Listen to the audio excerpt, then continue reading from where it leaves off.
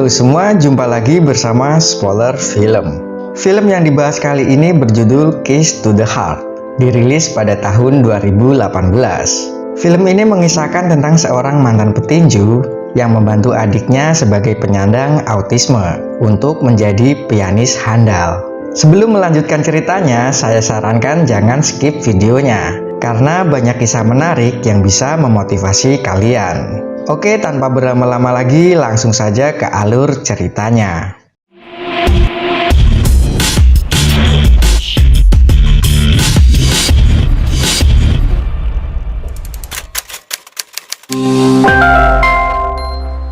Diperlihatkan seorang petinju yang sedang mengalami keterpurukan dalam hidupnya karena karirnya telah meredup. Dia bernama Kim Jo-ha. Demi memenuhi kebutuhan hidupnya, Kim Jo-ha bekerja sebagai penyebar pamflet makanan milik orang lain.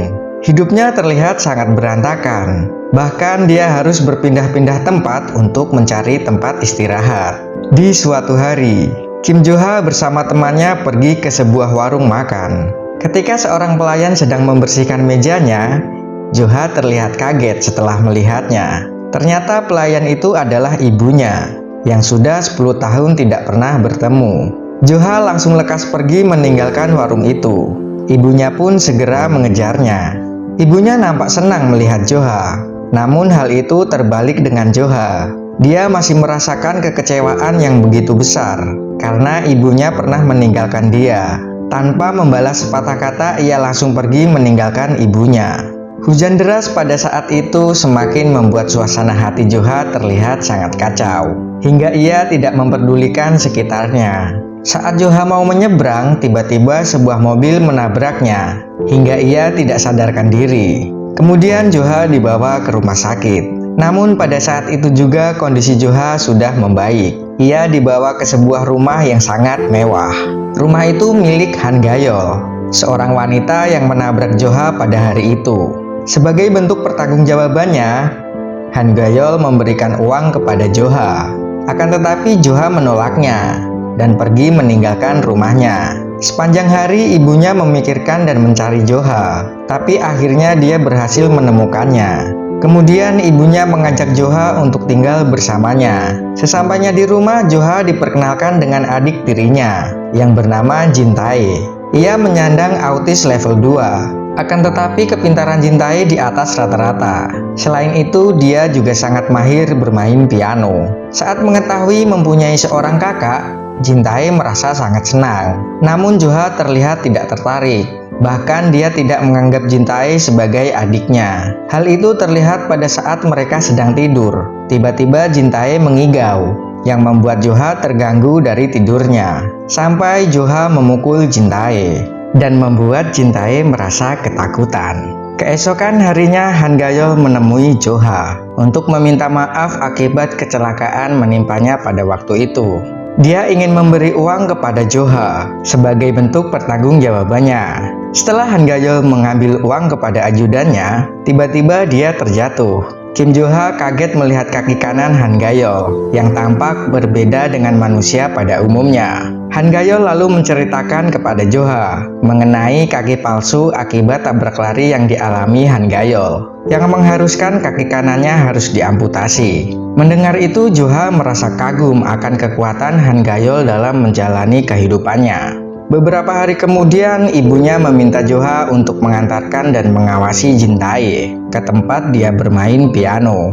Karena ibunya sedang ada keperluan lain yang tidak bisa menemani Jin Tae seperti biasa. Keesokan harinya, Jo-ha mengantarkan adiknya. Namun di tengah perjalanan, Jin Tae mengalami sakit perut karena ingin sekali membuang air besar. Jin Tae sudah tidak tahan. Mereka lalu turun dan Jin Tae langsung lari ke taman. Sialnya ada polisi yang sedang patroli dan melihat Jin Tae membuang air besar sembarangan. Kemudian mereka dibawa ke kantor polisi untuk dimintai keterangan dan dikenakan denda. Malam hari mereka baru kembali ke rumah dan ibunya sangat khawatir karena tempat latihan piano Jin Tae menelponnya jika Jin Tae tidak datang. Lalu mereka mengatakan baru pulang dari kantor polisi.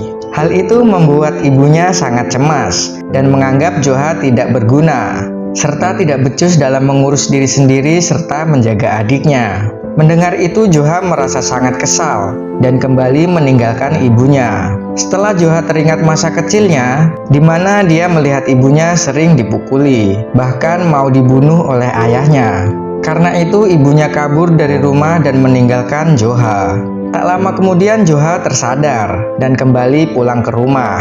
Joha pun semakin akrab dengan Jin-tae. Suatu hari ibunya akan pergi selama 1 bulan ke Busan dengan alasan bosnya yang membuka cabang baru dan ibunya disuruh bekerja di sana.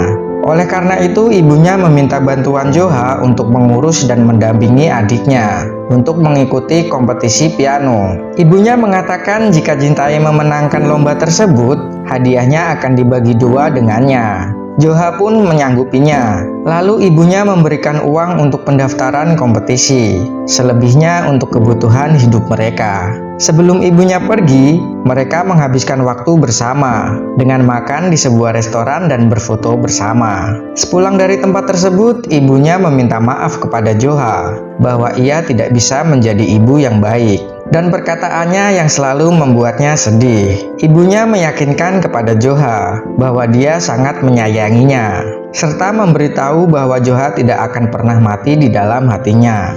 Setelah ibunya pergi, Joha sibuk akan tanggung jawab kepada adiknya. Mereka pun semakin bertambah akrab.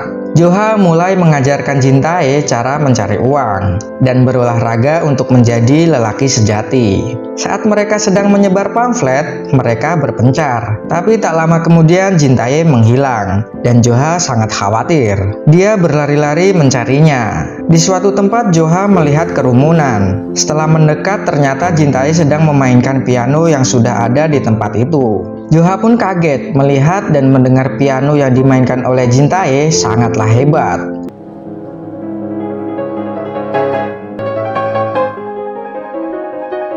Padahal Jin-tae belum pernah berlatih piano secara profesional. Dia hanya cukup mendengarkan lagu di handphonenya tanpa membaca not balok.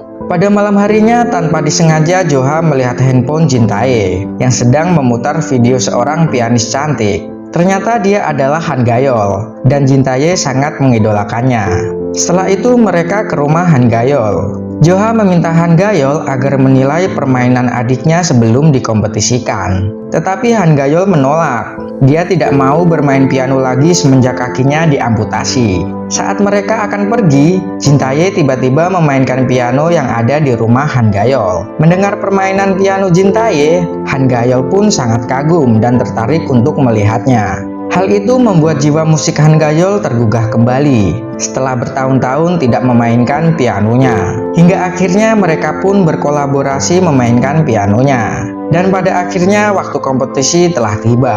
Han Gayol datang bersama ibunya untuk menyaksikan kompetisi tersebut. Permainan piano Jin-tae lebih baik daripada yang lainnya, sehingga membuat semua orang tercengang berdiri dan memberikan tepuk tangan kepadanya. Semua orang yakin bahwa Jin-tae adalah pemenangnya. Namun pada saat pengumuman tiba, nama Jin-tae tidak ada dalam daftar juara. Hal itu membuat Han Gayol merasa kecewa. Kemudian Han Gayol menemui salah satu dewan juri yang sudah saling kenal dengannya. Han Gayol menanyakan tentang alasan Jin-tae tidak memenangkan kompetisi itu, padahal dia lebih baik dibandingkan dengan yang lainnya. Dewan juri itu beralasan jika Jin-tae tidak bisa membaca not balok. Namun hal lain yang sebenarnya karena dia menyandang kebutuhan khusus yang membuat dewan juri tidak menyukainya. Sebelum Han Gayol pergi, dia kembali mengatakan kepada juri itu jika Jin-tae tidak pernah dilatih piano secara profesional. Dia belajar secara otodidak dan hanya mendengarkan lagu, namun bisa mengubah nada yang didengarkan jadi barisan not baloknya sendiri. Perkataan itu membuat juri tersebut diam seketika. Namun keputusan dewan juri tetap tidak bisa diubah. Setelah itu Johan dan Jin-tae kembali bekerja menyebar pamflet di jalan. Namun Joha mendapat baju Jin-tae yang lusuh dan robek. Dia lalu membelikan baju dengan gambar piano untuk adiknya. Tapi ketika baju akan diberikan, Joha tidak melihat Jin-tae. Joha pun mencarinya ke sana kemari hingga sampai ke rumahnya. Namun Joha terkejut setelah tahu ibunya sudah pulang ke rumah lebih awal tanpa memberi kabar. Karena Joha tidak bersama Jin-tae, ibunya bertanya keberadaan Jin-tae kepada Joha. Joha memberitahu jika Jintae berpisah dengannya di jalan. Ibunya langsung panik dan bergegas mencari bersama Joha. Malam harinya Joha menemukan Jintae sedang mendengarkan lagu di toko musik.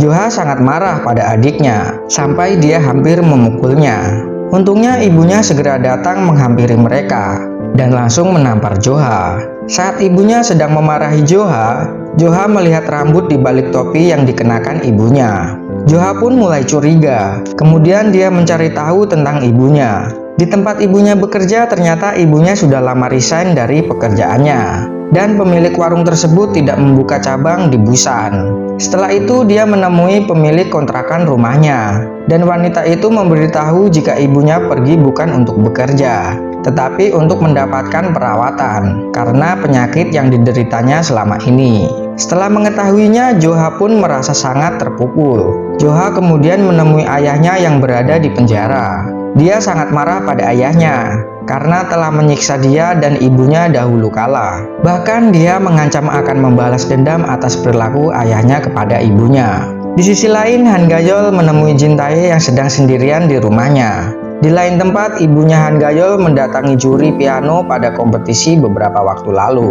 Karena mendengar sekolah musiknya akan mengadakan sebuah konser, dia meminta memasukkan Jintae dalam konser tersebut. Juri itu nampak tidak suka, namun ibu Han Gayol mengancam jika Jintae tidak diikut sertakan dalam konser itu, dia akan menarik sahamnya karena dia memiliki saham 51% di sekolah musik tersebut. Sementara itu, Joha menemui ibunya yang sedang terbaring di rumah sakit. Dia meminta izin pergi ke Kanada untuk bekerja di sana karena dia masih merasa kesal kepada kedua orang tuanya yang telah membuat dia merasa kesepian sampai saat ini. Namun sebelum pergi, ibunya minta maaf kepada Joha. Dia juga mengatakan, "Kamu boleh membenciku, tapi tolong jangan benci pada Jintae. Jagalah dia, karena jika punya keluarga sampai tua, kita akan bahagia." Mendengar itu, Joha tak bisa menahan air matanya. Ia pun pergi sambil menangis. Pada saat di bandara, Joha melihat adiknya di layar televisi yang akan mengikuti konser piano. Dalam wawancara itu, Jintae mengatakan, "Yang tidak mungkin itu tidak ada, itu hanyalah pandangan orang lain saja." Muhammad Ali. Itulah kata-kata yang selalu diucapkan oleh kakaknya. Setelah itu, Joha berlari ke rumah sakit menjemput ibunya untuk melihat penampilan Jintae. Sesampainya di konser, Joha dan ibunya menangis melihat Jintae memainkan piano. Mereka sangat bangga dan membuktikan bahwa anak penyandang khusus jangan dipandang sebelah mata. Penonton pun sangat puas melihat penampilannya. Setelah konser selesai, ibunya kembali diantar ke rumah sakit. Beberapa saat kemudian, Joha menjemput Jintae. Ibunya meminta Jintae berbaring di sebelahnya dan mengatakan ketika berada di surga, carilah orang yang paling disayang, yaitu ibunya, agar bisa berkumpul menjadi keluarga. Setelah ibunya meninggal, Joha teringat pesan ibunya untuk menjaga Jintae dan menyayanginya sampai kapanpun. Seperti itulah kisah anak autisme yang dipandang sebelah mata, yang sebenarnya memiliki kemampuan di atas rata-rata. Pesan yang dapat kita ambil dalam film ini adalah, jangan pernah menyerah dalam situasi sesulit apapun, karena sesungguhnya Tuhan sudah menyiapkan hal terindah atas usaha yang sudah kita lakukan. Terima kasih sudah menonton. Mohon maaf jika ada kesalahan dalam proses pembuatan video. Spoiler film undur diri dan sampai jumpa di video berikutnya.